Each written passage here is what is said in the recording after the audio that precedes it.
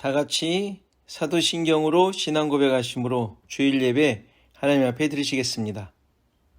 나는 전능하신 아버지 하나님, 천지의 창조주를 믿습니다. 나는 그의 유일하신 아들, 우리 주 예수 그리스도를 믿습니다. 그는 성령으로 잉태되어 동정녀 마리아에게서 나시고 본디오 빌라도에게 고난을 받아 십자가에 못 박혀 죽으시고 장사된 지 사흘 만에 죽은 자 가운데서 다시 살아나셨으며 하늘에 오르시어 전능하신 아버지 하나님 우편에 앉아 계시다가 거기로부터 살아있는 자와 죽은 자를 심판하러 오십니다. 나는 성령을 믿으며 거룩한 공교회와 성도의 교제와 죄를 용서받는 것과 몸의 부활과 영생을 믿습니다. 아멘.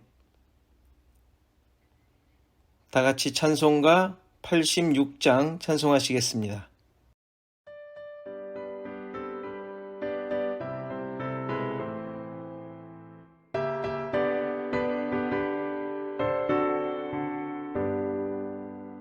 내가 의지하는 예수 나의 상처 입은 심령을 불쌍하게 여기사 위로하여 주시니 기쁘신 나의 좋은 친구 내가 의지하는 내 의지 예수 나의 사모하는 친구 나의 기도 들으사 응답하여 주시니 기쁘신 나의 좋은 친구 주의 손 의지하고 살 때 나를 해할 자가 없도다.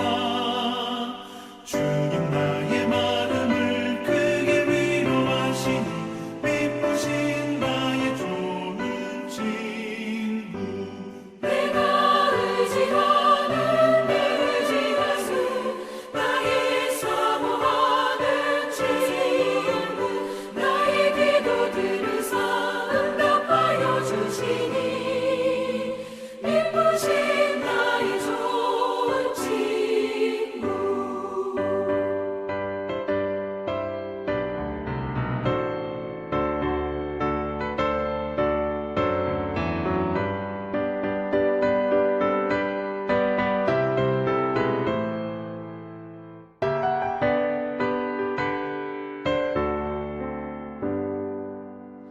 내가 요단강 건너가며 마음이 두려워서 떨 때도 주가 인도하시니 어찌 두려워하랴 기쁘신 나의 좋은 친구 내가 의지하는 내 의지 예수 나의 사모하는 친구 나의 기도 들으사 응답하여 주시니 기쁘신 나의 좋은 친구 이곳 천국에 올라가서 모든 성도들과 다 함께 우리들을 구하신 주를 찬양하리라 기쁘신 나의 좋은 친구 내가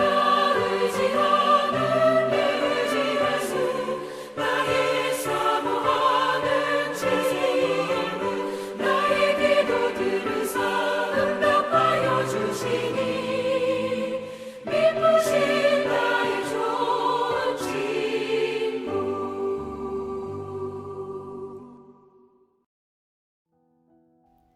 이 시간 우리 다 함께 우리 예배를 위해서 기도합니다. 또 교회를 위해서 또 성도들을 위해서 우리 다 같이 한 1분 동안 기도하시겠습니다.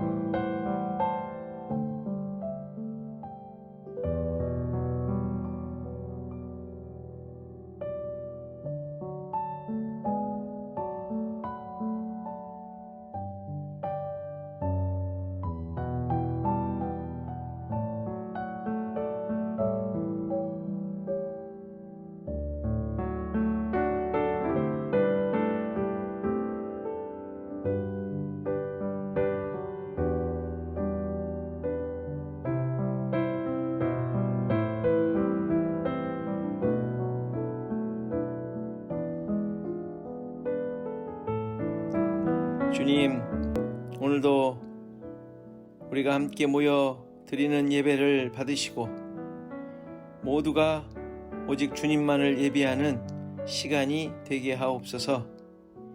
우리의 마음을 붙잡으시고 주님께 집중하며 주님의 영광만 드러나게 하옵소서. 예수 그리스도의 이름으로 기도하옵나이다. 아멘. 이 시간 하나님의 말씀 보십니다. 하나님의 말씀은 마태복음 13장 47절에서 52절 말씀입니다. 마태복음 13장 47절에서 52절 말씀입니다. 다 같이 한 목소리로 봉독하시겠습니다. 시작. 또 천국은 마치 바다에 치고 각종 물고기를 모으는 그물과 같으니 그물에 가득함에 물가로 끌어내고 앉아서 좋은 것은 그릇에 담고 못된 것은 내버리느니라. 세상 끝에도 이러하리라. 천사들이 와서 의인 중에서 악인을 갈라내어 풀무불에 던져 넣으리니 거기서 울며 이를 갈리라. 이 모든 것을 깨달았느냐 하시니 대답하되 그러하오이다. 예수께서 이르시되 그러므로 천국에 제자된 서기관마다 마치 새 것과 옛 것을 그 곳간에서 내오는 집주인과 같으니라. 아멘. 이 시간 우리 찬송가 찬양 이곳에 생명샘 솟아나 꽃들도 찬양하시면서 헌금 봉헌하십니다.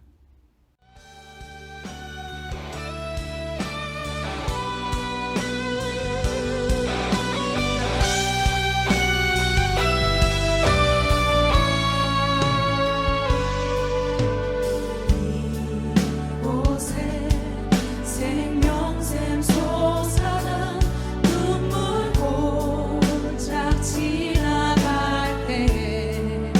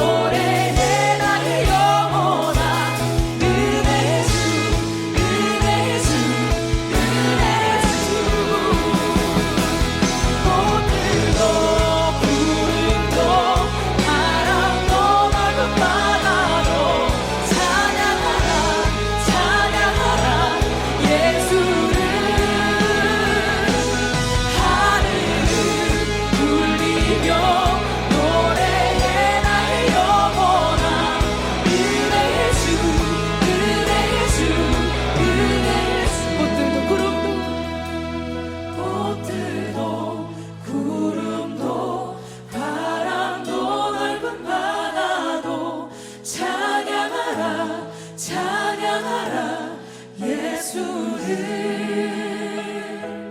하늘을 울리며 노래해 나의 영혼아 은혜의 주 은혜의 주 은혜의 주 은혜의 주 은혜의 주 은혜의 주 은혜의 주 은혜의 주 은혜의 주 은혜의 주 예수 모든 만물이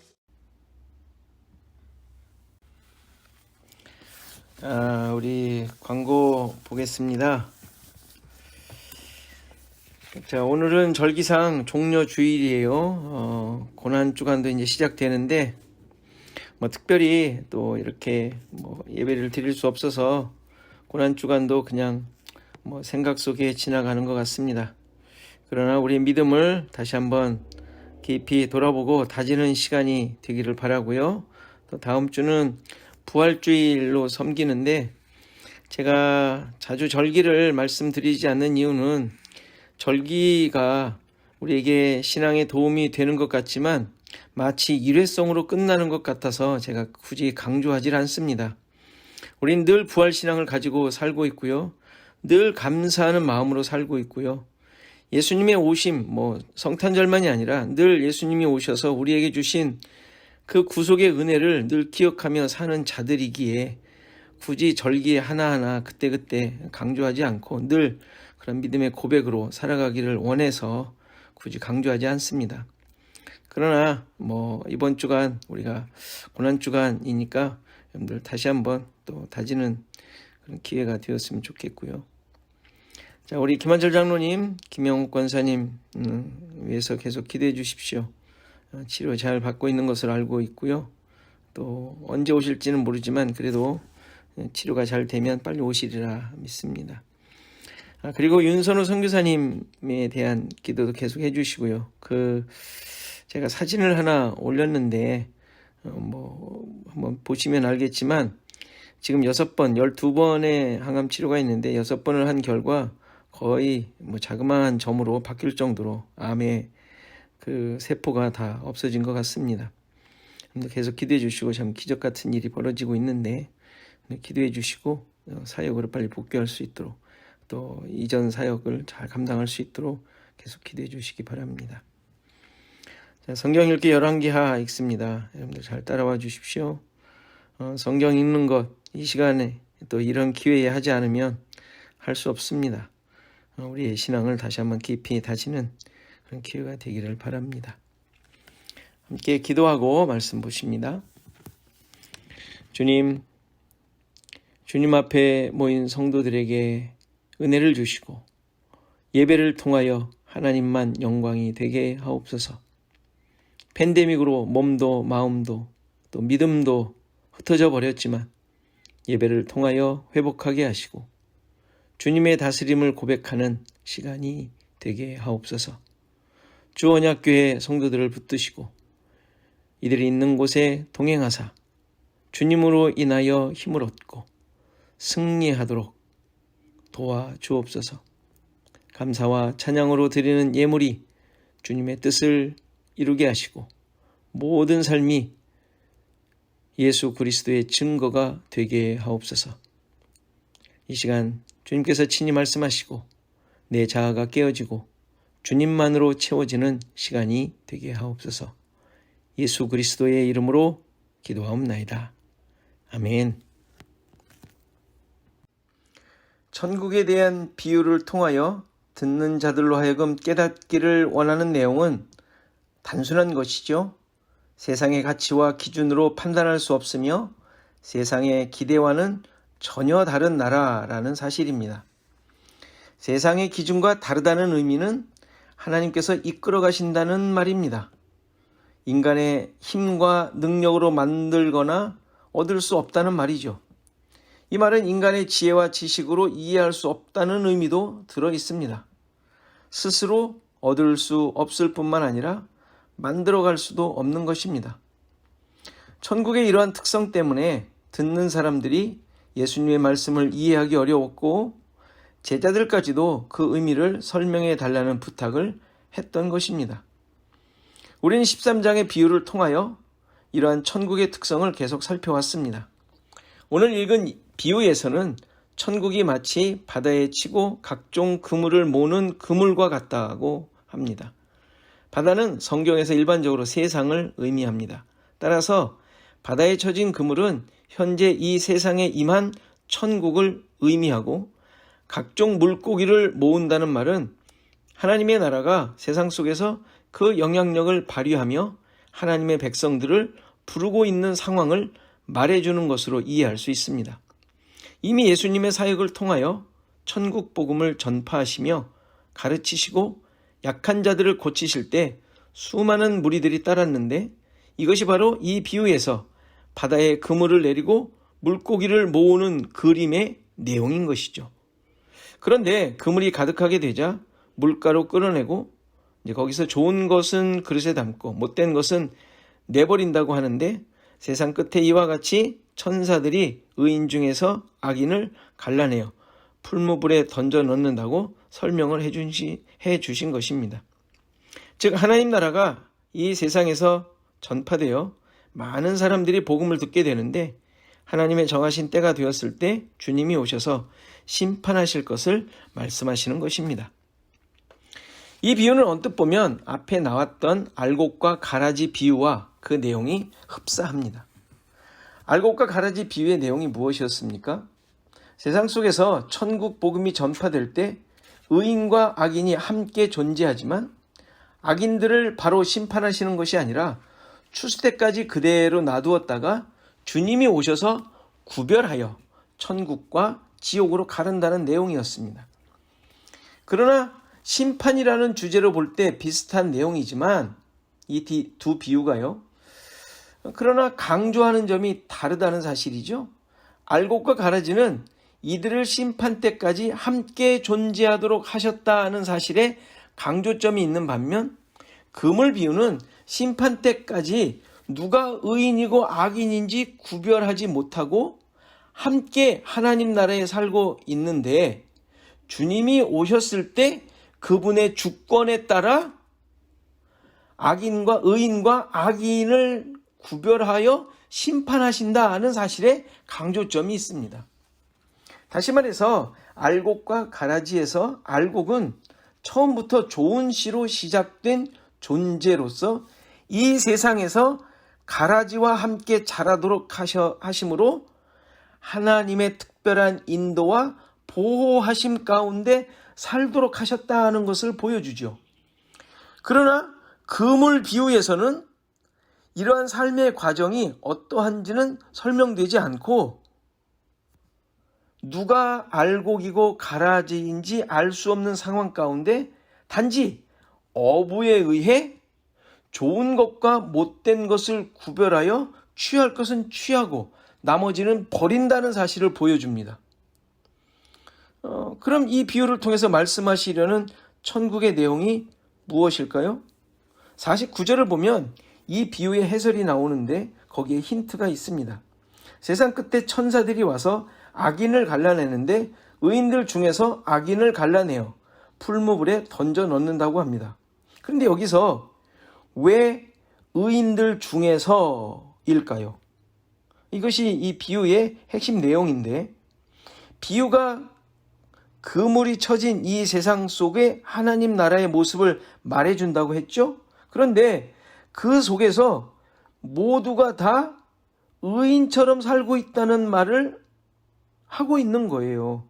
의인들 중에 악인을 갈라낸다고 했으니까 그 그물로 건져낸 모든 물고기가 의인처럼 보였던 것이죠. 그러니까 이 세상에 하나님 나라 안에 있는 많은 사람들, 모든 사람들은 다 의인으로 보인다라는 것이에요. 그런데 의인처럼 보이고 의인처럼 살고 있지만 이들이 모두가 다 의인이 아닌 것입니다. 의인처럼 살고 있는 가운데 그 안에 악인들이 또 함께 있다라는 것을 말해주고 있지요. 이 모습은 이 세상을 주관하시는 하나님의 전반적인 통치로 이해할 수 있지만 조금 더 이렇게 축소해 보면 세상 속에서 하나님 나라에 산다고 하는 자들, 하나님의 말씀을 따라 순종한다고 하는 자들, 또는 하나님을 하나님으로 믿으며 다스림을 받고 있다고 하는 자들로 볼 수 있습니다. 그게 그물에 있는 자들이죠. 좀 더 좁게 본다면 교회 공동체로 이해할 수 있습니다. 그런데 문제가 뭡니까? 이렇게 그 안에 교회를 다닌다고 하는 이들이 모두가 다 하나님께서 선택하신 선택받은 백성이 아니라는 사실을 말하는 거예요. 겉으로 보기에는 판단이 되질 않습니다. 무슨 물고기인지도 중요하지 않죠. 그냥 다 건져냈으니까 물고기 자체로는 의미가 없습니다. 물론 좋은 것은 아름답고 선하다는 말이고 못된 것이라는 의미는 나쁘고 부패했다는 의미이지만 현재 그 상태에서 겉보기로는 판단할 수 없다는 것을 보여주죠. 단지 종말에 골라낼 때 주님이 오셔서 전적인 주권에 따라 하나님 나라 기준에 의해 의인 중에서 그 의인들 중에서 악인을 갈라내어 심판하신다는 사실이 이 비유에서 말하려는 거예요. 그렇다면 이 비유에서 악인을 이렇게 갈라내는 그 심판자의 기준은 무엇일까요? 의인은 누구이고 악인은 어떤 자들인가라는 말이죠.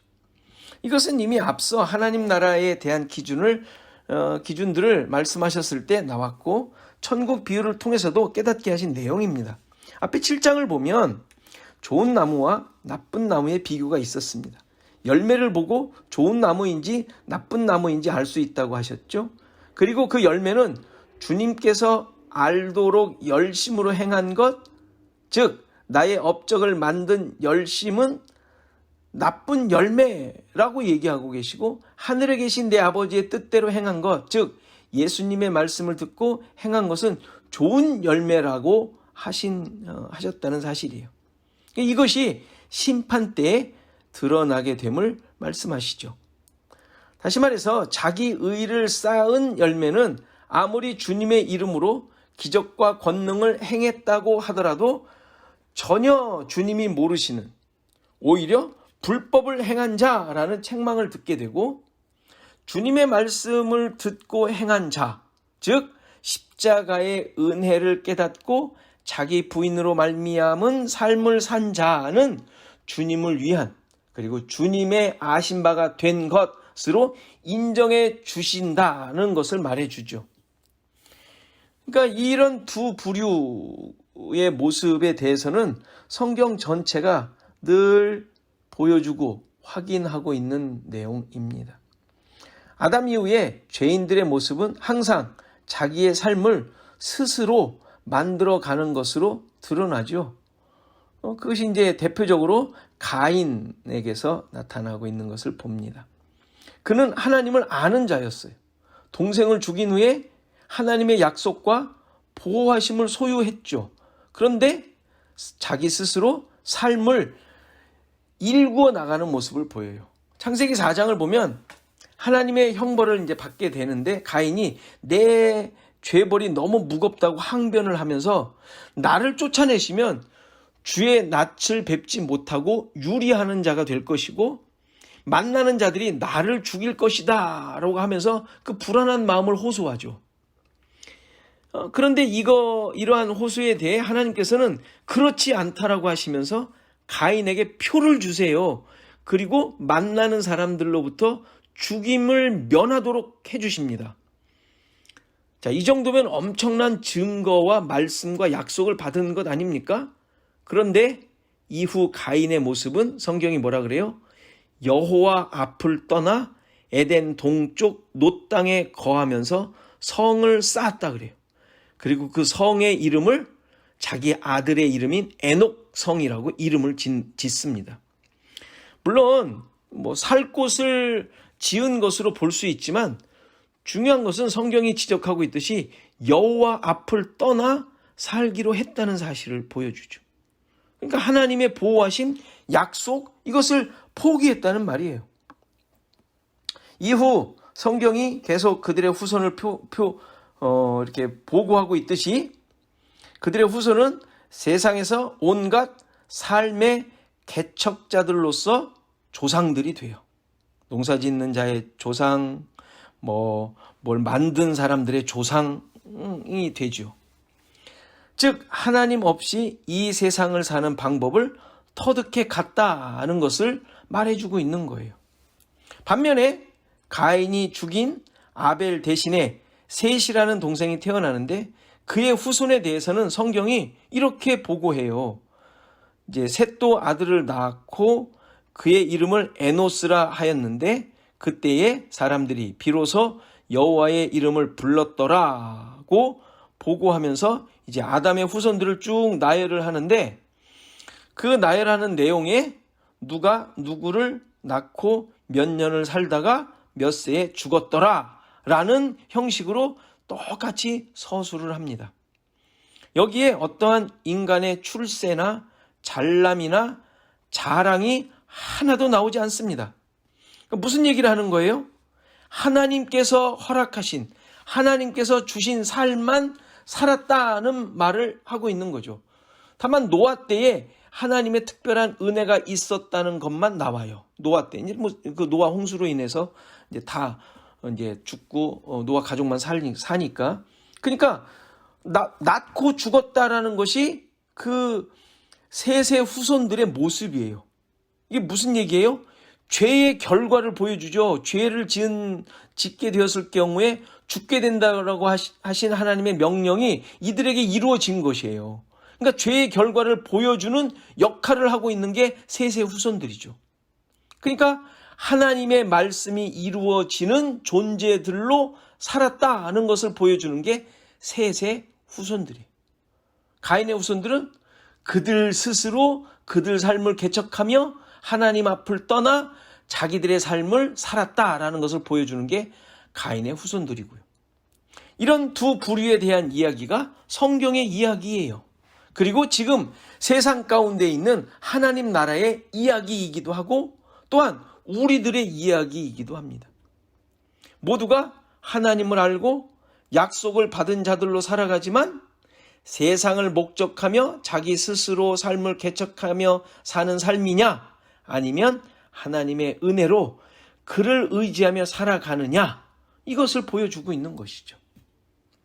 결국 종말에 가서 예수님께서 오셔서 심판하실 때에 갈라지게 될 좋은 것 의인과 못된 것 악인의 모습이 바로 이런 기준에 의해 판별될 것임을 우리는 이 비유를 통하여 알게 됩니다. 여호와 앞을 떠나 자기 능력과 힘과 자랑과 수단으로 스스로의 삶을 개척하며 살아가느냐 아니면 죄인임을 깨닫고 고백하며 그 죄인을 향한 하나님의 뜻을 드러내며 은혜로만 살아가느냐 이 내용이죠. 일상의 삶 속에서는 이러한 구분이 드러나지 않을 수 있습니다. 누군가 좋은 의도와 생각으로 그들의 삶의 질을 높이는 역할을 누구든지 다 하고 살지 않습니까? 그렇게 살아갑니다. 이 사람이 가인의 후손처럼 자기의 삶을 개척해 나간 것이냐 아니면 죄인을 깨달은 자가 자기에게 주신 삶의 환경 속에서 그것을 만들어냈느냐 알 수가 없습니다. 신자든 불신자든 각자 맡은 바 자리와 상황에서 주어진 일을 할 뿐이죠. 중요한 것은 그러한 일상의 삶 속에서 추구하는 목표, 지향점이 무엇이냐는 것이죠. 그리고 그 목표를 통하여 나의 의와 자랑이 드러나고 있는가 아니면 자기 부인이 일어나고 은혜를 고백하고 있는가 이것이 다른 점일 뿐입니다.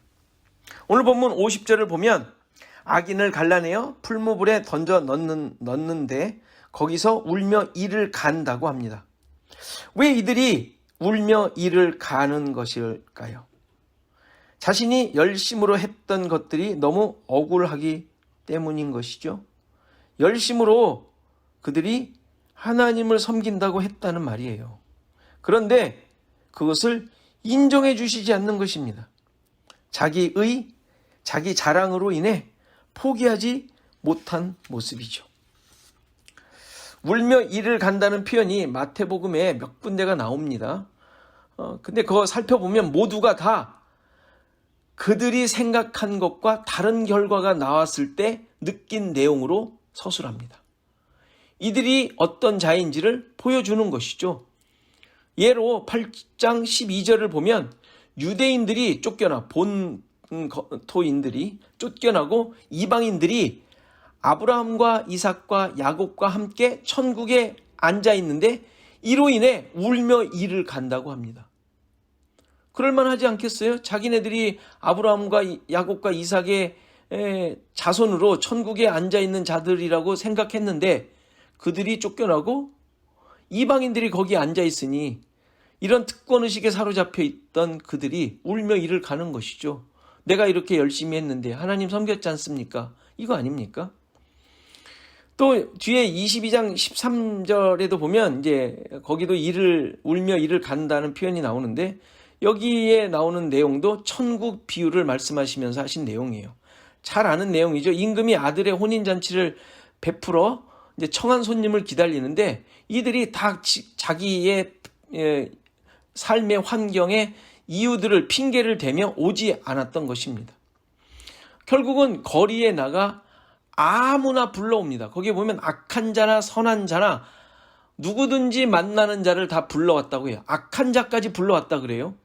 그러니까 구별 없이 누구든지 다 불러오는 와 그 혼인잔치에 참석토록 한 것이 천국임을 얘기해 주는 거예요. 그런데 그 참석한 사람들을 살피는데 임금이 봤는데 예복을 입지 않은 자가 한 명 있었던 것입니다. 이제 그 사람에게 가서 너 왜 예복을 입지 않았느냐고 묻자 그가 아무 말도 하지 못합니다. 입도록 했던 것이죠. 들어올 때 그 이스라엘 풍속에는 들어올 때 예복을 준다고 하죠. 근데 그것을 입지 않은 거예요. 왜 안 입었을까요?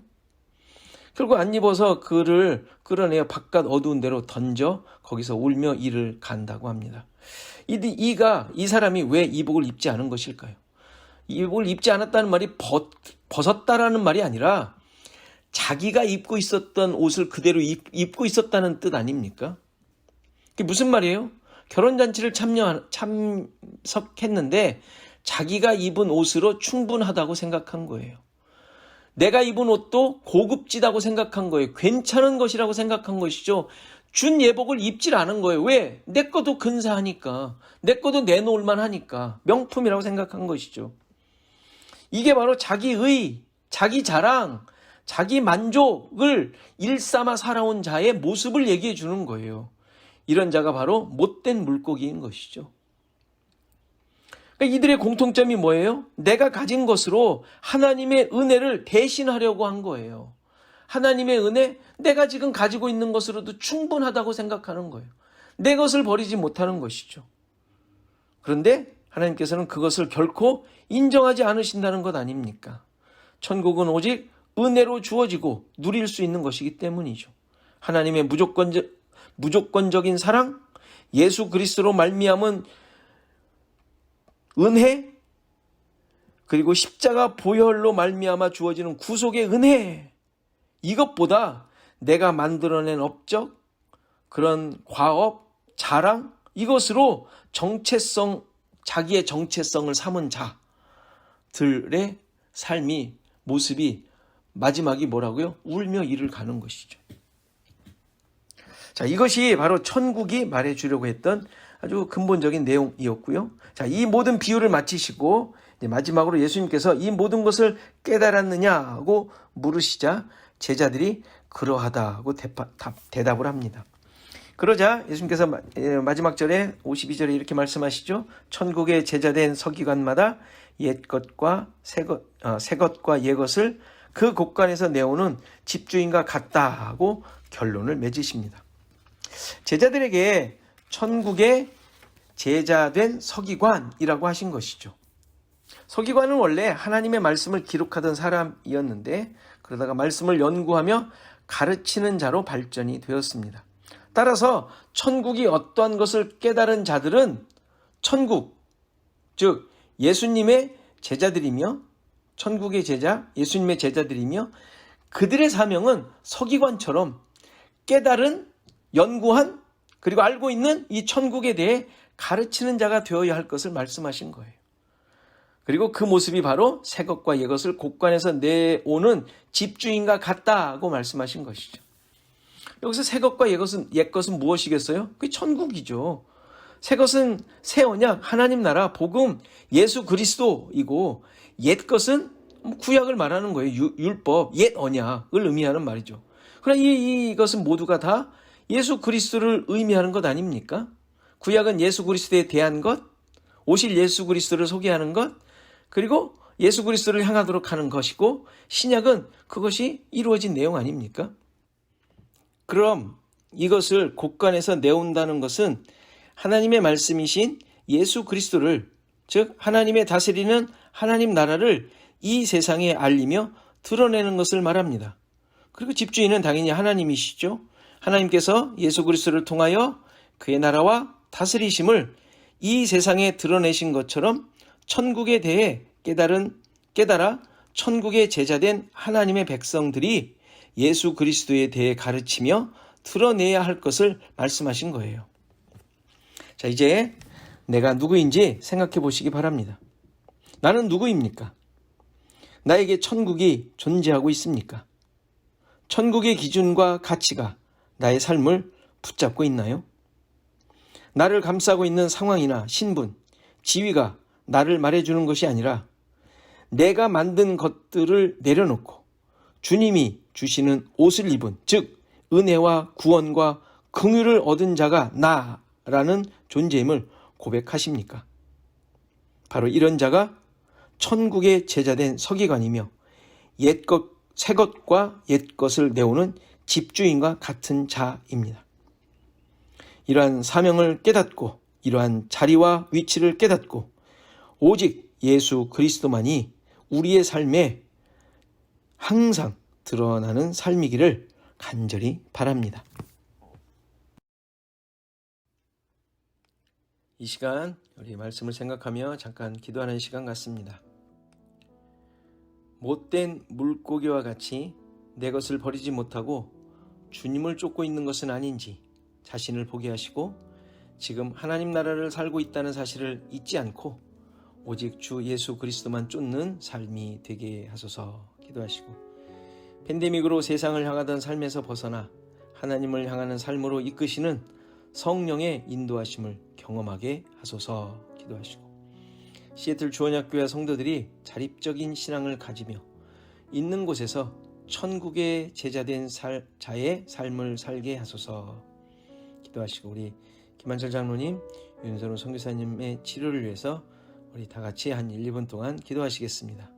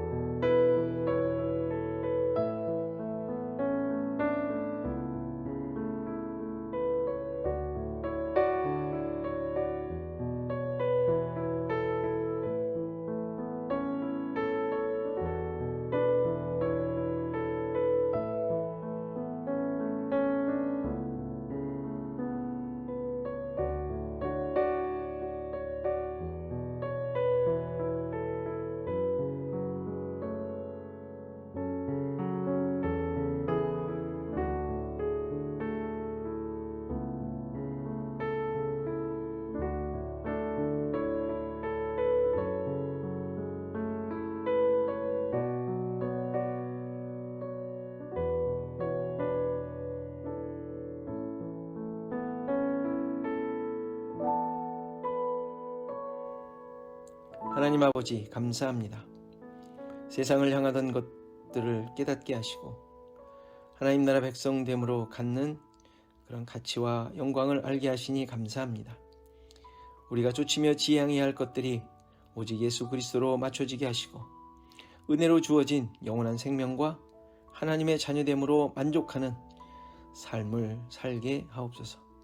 시애틀 주원역 교회가 갖는 참된 사명을 드러내게 하시고 세상적 성공이 아닌 오직 십자가만이 복음임을 증거하는 교회 성도 되게 하옵소서. 김한철 장로님을 붙드시고 치료 과정을 잘 감당하여 건강을 되찾고 함께 기쁨으로 만나도록 인도하시고 윤선호 선교사님에게도 은혜를 주사 또 모든 치료가 잘 맞춰 맡겨진 사명 감당하도록 도와주옵소서. 예수 그리스도의 이름으로 기도하옵나이다. 아멘. 다 같이 찬송가 303장 찬송하시겠습니다.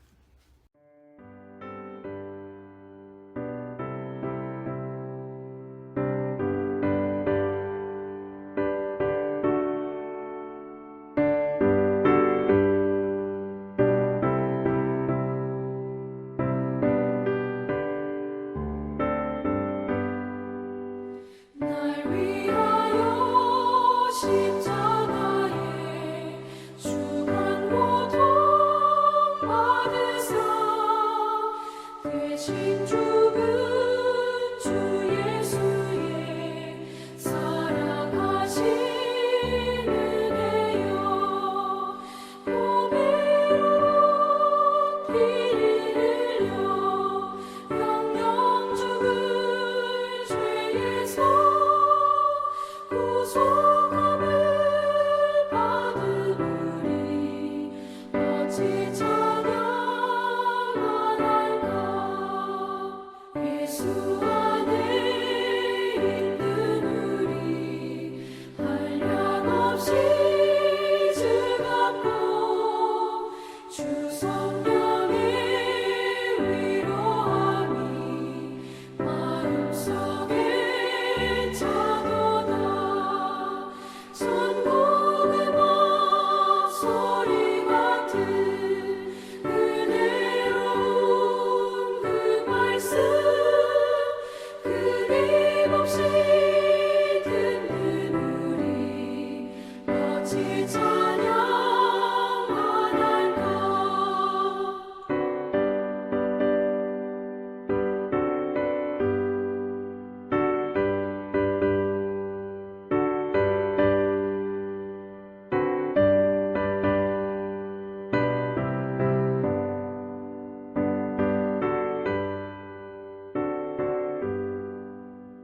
이 세상의 모진 풍파 쉬지 않고 불어도 주님 안에 보호받는 우리 마음 편하다.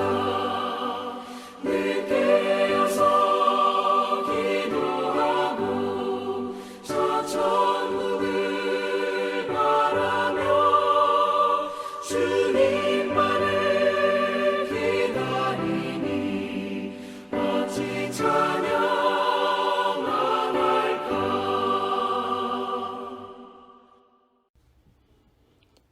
이제는 예수 그리스도의 은혜와 하나님의 크신 사랑과 성령의 감화, 감동, 교통하시며 함께하심이 오늘 예배한 모든 성도들 머리머리 위에 저들의 생업과 가정과 자손 대대 위에 시애틀 주원약 교회 위에 이제로부터 영원토록 함께 계실지어다. 아멘. 이 길에 그분의 흔적이 남기를 나는 소망해. 내 삶에 그 이름 남기기. 나의 뒷모습 속에서 그분의 뒷모습 보이길 나는 기도해. 그렇게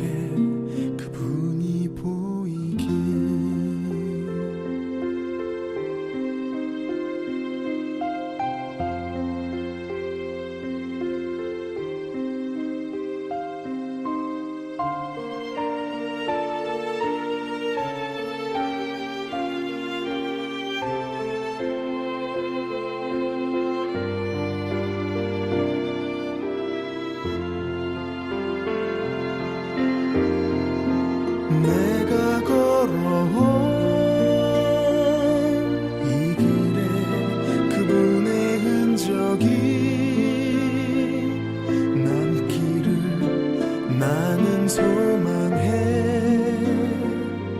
내 삶에 그 이름 남기기